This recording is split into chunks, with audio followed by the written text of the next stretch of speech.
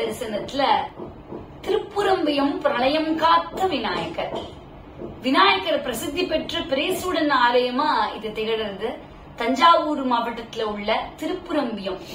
இங்க உள்ள விநாயகர் பிரளயம் காத்த பெருமான், தேனபிஷேக பெருமான், தேனபிஷேக விநாயகர் அப்படின்லாம் நிறைய பேர் அவருக்கு. ஆண்டுக்கு ஒரு முறை, அதாவது விநாயகர் சதுர்த்தி அன்னைக்கு மட்டும்தான் ஆனைமுகனுக்கு தேன் அபிஷேகம் நடைபெறக்கூடிய அபூர்வமான கோவில் இது. திருப்புரம்பியம் அப்படின்னு ஏன் பேர் வந்தது அப்படின்னா, ஒரு சமயம் பிரளயம் ஏற்பட்ட போது வெள்ளம் ஊர்ல புகாமல் வெளியிலேயே நின்று விட்டது. பிரளயத்திற்கு புறம்பாய் நின்றதால இந்த ஸ்தலத்துக்கு பேர் திருப்புரம்பியம் அப்படின்னு அழைக்கப்பட, இவ்வூருக்கு கல்யாணமா நகர, புன்னாகவனம் அப்படிங்கிற நிறைய பேர், நால்வராலும் பாடப்பெற்ற தலம்.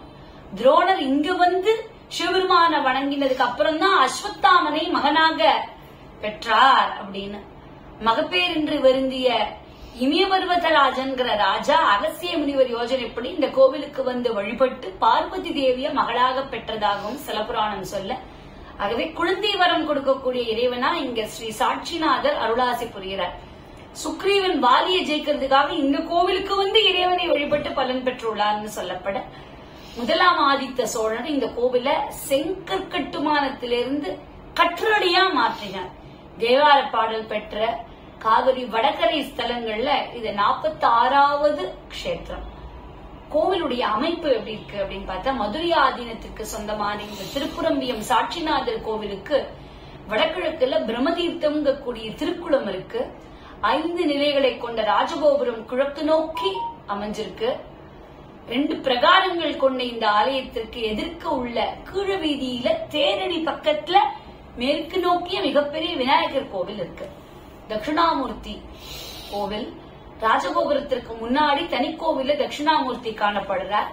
அவருக்கே ஒரு 24 முக்கிய ஸ்தலங்களோட இதுவும் ஒண்ணு. தட்சிணாமூர்த்தி கிட்ட உபதேசம் பெற சனகாதி முனிவர்கள் இந்த ஸ்தலத்துக்கு வந்த போது, இத்தலத்துல ஈசனே உயர்ந்தவர், எனவே இங்க உபதேசம் செய்ய இயலாது, வேண்டுமானால் ராஜகோபுரத்துக்கு வெளியில வாங்க உபதேசம் பண்றேன்னு சொல்ல, பின்னர் அவர்களுக்கு கோவிலுக்கு வெளியில உபதேசம் பண்றான். வியாழக்கிழமைகள்ல தட்சிணாமூர்த்திக்கு சிறப்பு அபிஷேகம் மற்றும் அலங்காரம் எல்லாம் நடக்கும். அம்பிகை ஸ்ரீ குஹாம்பிகை குழந்தையா இருக்கும் முருகப்பெருமான் இதனுடைய இடுப்பில் வச்சிருக்கிறது போல தெற்கு நோக்கி அற்புத காட்சி தரார் குஹாம்பிகை. பௌர்ணமி தோறும் மாலை 6 மணிக்கு சாம்பிராணி தைலம் சாத்தப்படுகிறது. தொடர்ந்து 5 பௌர்ணமிக்குள் குஹாம்பிகைக்கு 5 தீபமேற்றி அர்ச்சனை பண்ணி வழிபட்டால் மணப்பேறு மகப்பேறு எல்லாம் கிட்டுங்கிறது அந்த மக்களுடைய நம்பிக்கை. நுழைவாயில் எதிர்க்க பலிபீடம், நந்தி மண்டபம் கூடிய கொடிமரம் இருக்க, இதை தாண்டி உள்ள போனா முன்மண்டப முகப்புல சிவன் பார்வதி தேவியினுடைய சுதை சிற்பங்களும் ஏராளமான கல் தூண்களும், அதுக்கு அடுத்தது சின்ன ராஜகோபுரமும், இடது பக்கத்துல அம்மன் சந்நிதியும் இருக்கு.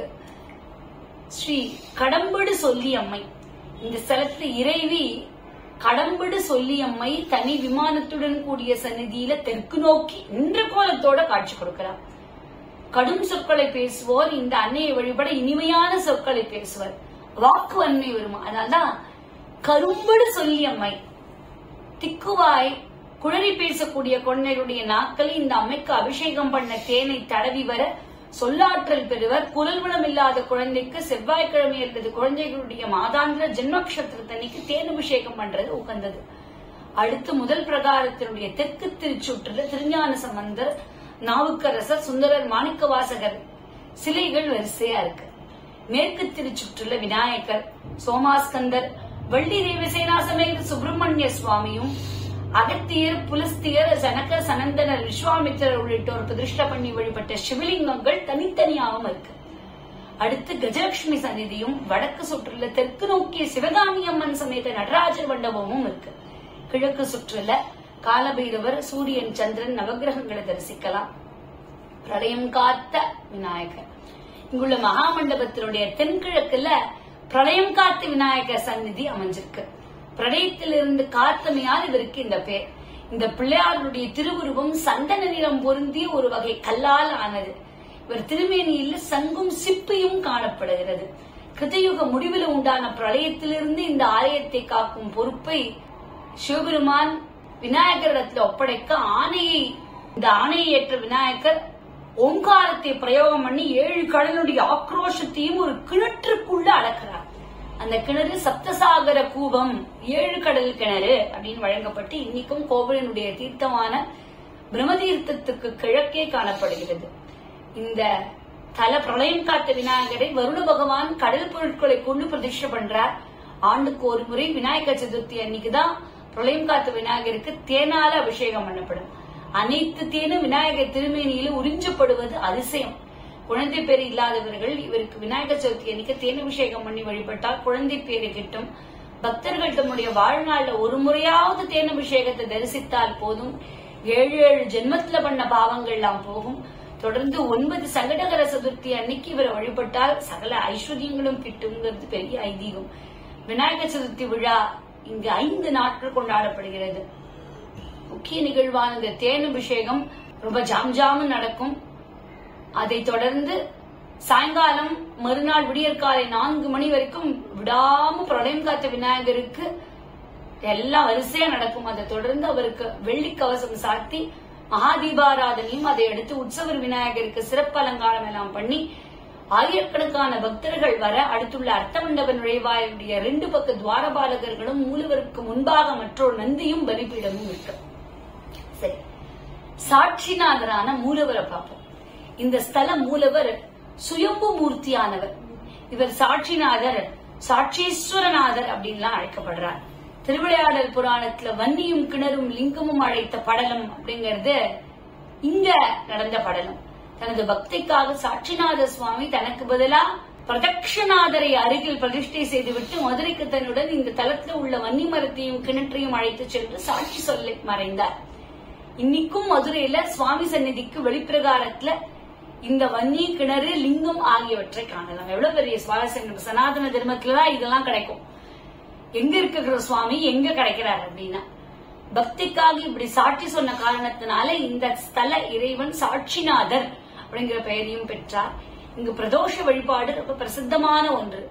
கருவறை கோஷ்டத்துல தட்சிணாமூர்த்தி, விநாயகர், அகசியர், லிங்கோத்பவர், ஜெயதுர்கை ஆகியோர் இருக்க, சண்டிகேஸ்வரரோட தனி விமானத்துல கூடிய சந்நிதி இருக்கு. சட்டைநாதர் கோஷ்டத்துல தட்சிணாமூர்த்தி சந்நிதி அமைந்துள்ள ஸ்தலத்திற்கு மேல்தளத்துல சட்டைநாதர் சந்நிதி இருக்கு. வெள்ளிக்கிழமைகள்ல சாயங்காலம் 6 மணிக்கு சட்டைநாதருக்கு தைலக்காப்பு சாத்தி புனுகு பொட்டு வச்சு சிறப்பு அலங்காரம் நடக்கும். கும்பகோணத்துல இருந்து வர வழியில புளியஞ்சிற ஊடை அடைந்து அங்க ஒரு பக்கத்திலேயே இருக்கக்கூடிய இடம் தான் இந்த திருப்புரம்பியம்ங்கிறது. கும்பகோணத்திலிருந்து சுமார் 11 கிலோமீட்டர்ஸ். விநாயகர் சதுர்த்தி அன்னைக்கு ஒரு நாள் மட்டும் ராத்திரி முழுக்க சிறப்பு பேருந்துகள் இயக்கப்படும். இப்படி தமிழ் வருஷப்பரப்பு, வைகாசியில சிவபெருமானுடைய 64வது திருவிளையாடல் ஐதீக நிகழ்ச்சி, வணிகர் நாடகம், ஆடிப்புறம், ஆவடி விநாயகர் சதுர்த்தி, நவராத்திரி, ஐப்பசி கந்தசஷ்டி, கார்த்திகை சோமவாரம், மாசி மாசம் 10 நாட்கள் பிரம்மோற்சவம், ஆருத்ரா தரிசனம், தைவெள்ளிக்கிழமை, மகாசிவராத்திரி, பங்குனி உத்திரம், இது தவிர பிரதோஷம், பௌர்ணமி, சக்கடகர சதுர்த்தி, கிருத்திகை, தேய்பிரை அஷ்டமி இதெல்லாம் ஜாம் நடக்கும். இந்த பகுதியில் உள்ள நவகிரக தலங்களுக்கு போகக்கூடிய பக்தர்கள்லாம் இங்க வந்து இந்த சுவாமிகளை அவசியமா தரிசனம் பண்ணியே ஆகணும். பலன் பல மடங்கு பெருகுங்கிறது தான் நம்பிக்கை.